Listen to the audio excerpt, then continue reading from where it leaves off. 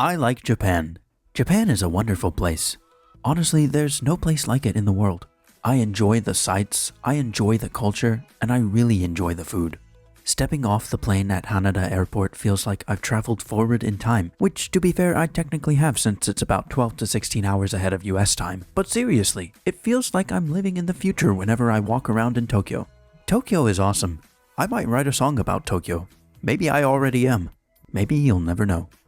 One of my favorite things about Japan though is the people. I'm just a shy boy from the middle of nowhere in Minnesota, and yet here I am, thousands of miles away, meeting people who have probably never even thought about anything related to Minnesota in the past, and yet they're incredibly happy to see me. And even though they don't know much English, they still sing along to every word in my music. I am incredibly humbled and overwhelmed. There are many things in my life that mean the world to me. Sights I've seen, favorite meals, music I've listened to, movies and TV shows I've grown up watching.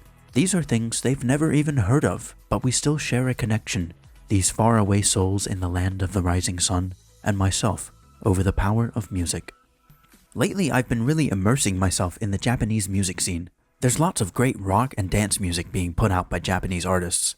To be completely honest with you though, I've been thinking a lot about a certain someone in the scene who sums up everything I love about Japanese people. Honestly, I've caught myself several times thinking a bit too much about this someone. Maybe if I introduce you to her, you might not necessarily excuse me for thinking this way, but at least you'd hopefully understand why my thoughts are hung up on her. She is kind, graceful, and full of joy. She is also very dedicated and professional.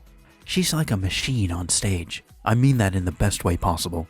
Basically what I'm saying is, she's like equal parts robot and fairy. Are all Japanese people this magical? Plus, she's just so cool. I know this probably won't amount to anything. This is just some ramblings on a blog somewhere in some corner of the internet. She probably doesn't even read blogs, at least not ones that aren't in her language. But I kinda have to wonder about those experiences I had growing up and all the wonderful people and things that shaped me into who I am today. What if they were completely different? What if my life was completely different? And instead of growing up in Minnesota, I grew up with her in Japan. Please allow me this dream for just a minute or two, and know that by no means am I hating on my upbringing. I'm merely just imagining how things might be different in this purely hypothetical state. So, with that disclaimer in mind, what if one day I saw her in school one day, heading to math class, or kanji class, or some other boring place that I could think of 1,000 other places I'd rather be? What if I, just for once, tore down this wall of shyness that surrounds me, and, with all my mental fortitude, overcame my fear of heartbreak and loneliness, and offered her a smile as gentle and joyful as she is by some miracle? Would she smile back? Would she see me for who I am? Would she even want to see me? Even now, here in the real world, my mind won't let me escape. Her smile is etched on my heart. Hear me out. What if I spent like 12 months studying her language and her culture, and what if I walked backstage after one of her shows and I bowed just ever so slightly while still low enough to show respect and introduced myself in perfect Japanese, and suddenly I found myself waxing poetic in perfect haiku form, which would be fitting because funny enough they have a song entitled 575 in which all of the lines form haikus for 20 minutes straight about everything I adore about her, and she just smiled and said, "You know, I speak English. You didn't have to spend all that time learning Japanese. Also, I love your music." Hey, a guy can dream. Or maybe, what if, just what if, on one of my excursions into the city, I found myself sitting on a bullet train, half dozing on my way into town. The train comes to a standstill at a station, and people file in and out at the same time.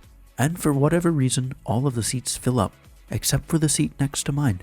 But then just before the doors closed and we're whooshed off on another adventure, she skips in, desperately trying to make it on time to wherever her heart is taking her. Her breath is quick and shallow, but her face shows relief. She notices that there's a seat open next to me, so with a shy smile, she takes the seat. I imagine that she doesn't know who I am. To her, I'm just some foreigner. But I can't help but wonder if somehow I thought of the right words to say, and she overlooked the typical Japanese reservation towards talking to a stranger in a public place, and we just got to talking. If she really got to know me, if she really got to see what I'm like as a person, if she really got to know the real Adam Young, would she be interested in a shy boy from a small town in Minnesota? even just a little? It's just a dream, I guess. Still, when I think of her, I wish her nothing but the best. I pray for peace for her life. I pray that the favor of God shines down upon her, and that she feels double or even triple the joy that she brings to me and so many others. I pray that she is blessed, and she eventually finds the love that she deserves. I left my heart in Metropolis. I hope she hand delivers it soon.